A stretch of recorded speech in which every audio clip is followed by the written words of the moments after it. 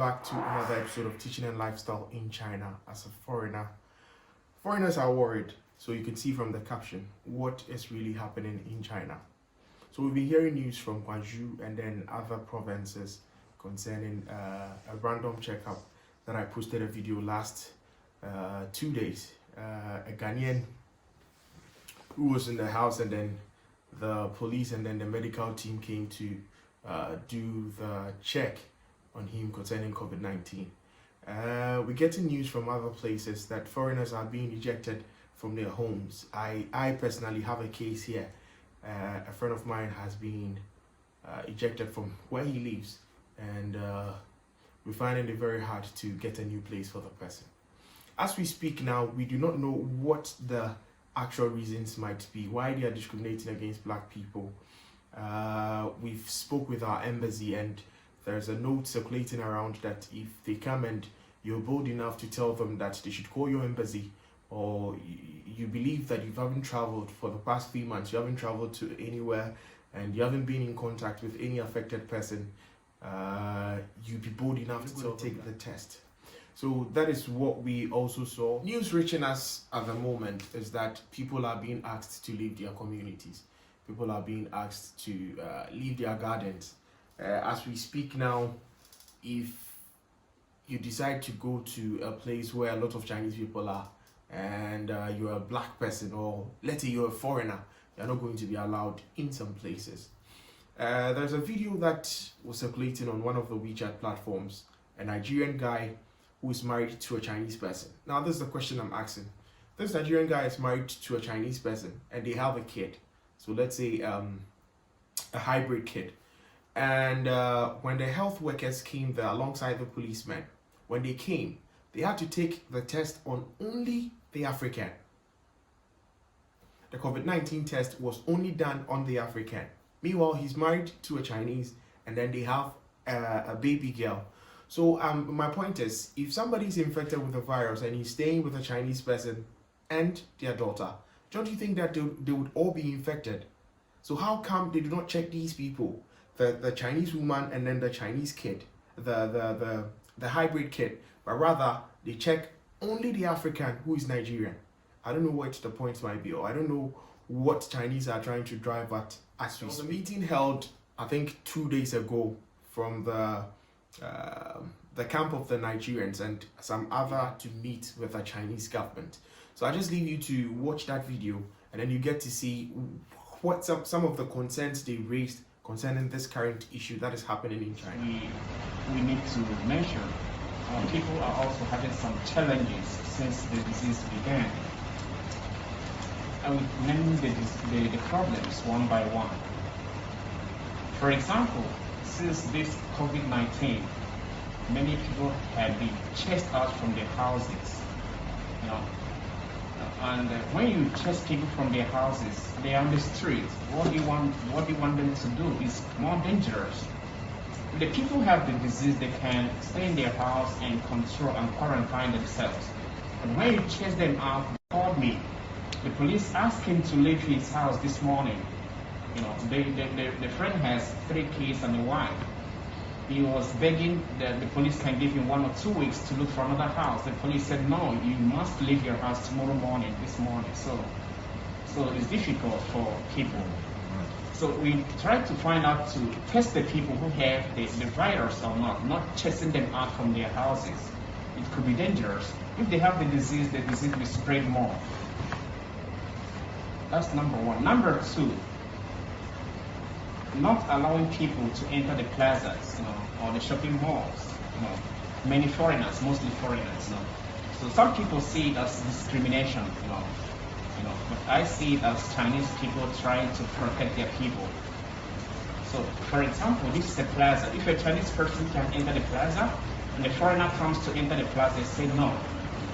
Now, there was a foreigner who wants to buy something in the plaza. So he was not allowed to enter the plaza, but he gave money to the Chinese person to buy something from him. So, like we said before, if the foreigner has the disease and he gives you money to buy something for him, you have the disease already. So let's try to find a way to make sure that we test if the foreigner has it or not.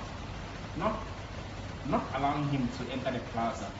And then he gives money to you. If you have the disease, you also have it. So let's make sure we test all the foreigners and allow them to follow up with other things that we will not allow them. So where do you expect these people to be? They cannot be on the street, right? They cannot be outside. So I suggest that hotels also, we have a check. If they check the foreigner. There's also this particular video of a Ghanaian guy. I don't know if he's married to the Chinese or they are friends. That one I can confirm. But there's this Ghanaian guy who was also bold enough to call the Ghanaian embassy. Meanwhile, there was a Chinese person, a Chinese woman, standing right in front of him. The police and then the health workers were also around. And their main issue was to get the guy tested. Meanwhile, the guy has been living inside with a Chinese woman for some time now. Or better still, if really the guy has the virus, don't you think that the Chinese woman just standing meters apart, don't you think that person is also going to get infected? They are not even ready to check this Chinese lady, but they are so serious or so ready to check the black guy. So what is the problem? Are we the virus now? That is my question I'm asking. Are we the patient zero they've been looking for so long? There was a total lockdown on the 1st of January 2020 in Wuhan, and the ban was lifted somewhere around 24th of March 2020. And could you believe that on the 25th of March 2026, 275 trains left Wuhan, and in these trains there were 55,000 people, Chinese nationals, who were going to other provinces. Now, CNN also reported that there are these people in Wuhan, Chinese people, who are not testing, having symptoms for the COVID-19, but they are positive. So just imagine all these people traveling around to different provinces and spreading the disease to other people. And at the end of the day, if the government is ready to do a random test on people and they are not testing Chinese nationals, but rather when they see that a black person lives here, they want to get the black person tested. It doesn't make sense. What is really happening in China? So why do you come on your media or the platforms that you get to just put out fake news that 25 Africans have tested for positive COVID-19 in Gwangju, and then now it's a random check everywhere that we're checking black people and people are isolating themselves from black people. People are not even allowing them to buy food. Even, I'll show you a video. Just check out a video right here. That there are these Nigerian brothers who are stranded on the streets. They are trying it so hard to find a place to sleep. And because they're saying that an African has tested positive for COVID-19, they're saying they're not going to give them a place to stay. Just check out the video. Health workers were here all the time, every single week, just to check our temperatures, take pictures and videos of us, and ask a lot of questions that we even don't have answers to. How long have you been here and all these things throughout the epidemic. And then they got their results and they were not coming here again till we heard that, okay, now there's free movement, you can move around, you can go out to buy stuff, that we even had that you can take off your mask and all, but hey, you can't trust anybody out there. And we heard the latest news from the government that there's been a ban on the international airport. Both Beijing, Gwangju, Shanghai, all these places is also on lockdown, that foreigners cannot come inside as we speak. That means that even if you're a resident here, you have a residence permit and you're a foreigner, you cannot still enter the country. So this is my question to Chinese people. Why do you think that your government will seize people from not entering the country? And then at the end of the day, they will see a foreigner outside and think that this foreigner just came from wherever he comes from. It's absurd. How can you just think for somebody and being polite enough to ask the person, hi, how long have you been here or something? You just call the police for you out of curiosity. You get, that is what is happening now. So the National Union of Ghana Students, that is NUG China, issued out a statement on the 6th of April 2020 that if you're a foreigner and you think that, I think it's Ghanaian, let me speak for Ghanaians. If you're Ghanaian and you think that you've not been to any place, any part of China, but you've been staying in your house for the past 3 months, and you are so sure that you've not been in contact with any COVID-19 patient, don't take the test. that is what they brought outside. So I'm also using my platform to share the news to my Ghanaian brothers out there, my African brothers out there, that if they come and they are still insisting that you should have the test, and you think that you've not been to any of these places that I mentioned, try as much as possible to call your embassy, and the necessary thing needs to be done so that you do not get tested for the virus. Probably you might not know what kind of test kit they are using to test you. If they should go back and tell you that the funny thing is that the test, when it's done right there, it's taken to the lab for about 2 days before you get your test. And they've been saying that if you're positive, they would come back for you, but if you're negative, they're not going to call you back. So how sure are you to even say that a test that is not right in front of me, not like the HIV test kits that you can just check outright and then see if you're positive or negative? There's a test that you have to take it to their labs and then come and tell you the results. So what if they come back and then tell you you're positive? Meanwhile, in other countries too, we have test kits that they've returned to the Chinese people saying that they are fake test kits. So trust nobody with these tests when it comes to COVID-19. As the question I'm asking is, who needs to be tested? A black person who has been indoors for the past 3 months, or the Chinese person who just came back from Wuhan, where the virus killed a lot of Chinese people, who needs to be tested?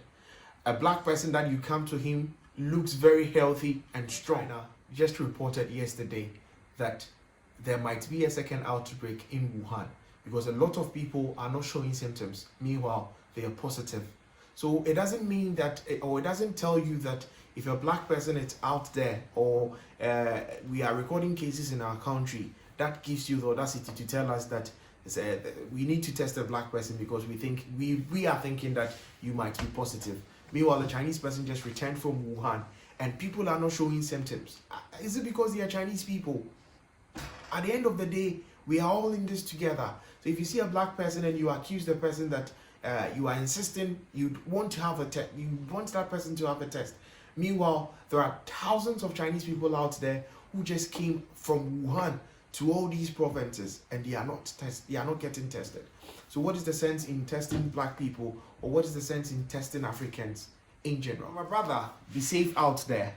Don't just take any test if you think you've not gone to any place, or you've not been in contact with any person, any Chinese person. You've been in your house eating noodles or eating your rice, eating your African food. You've not been to any place. Don't get tested, period. So I'll end here and then say that share the video, hit on the subscribe button, and tell a friend to tell a friend that Teaching and Lifestyle in China is here to stay. Keep it locked up.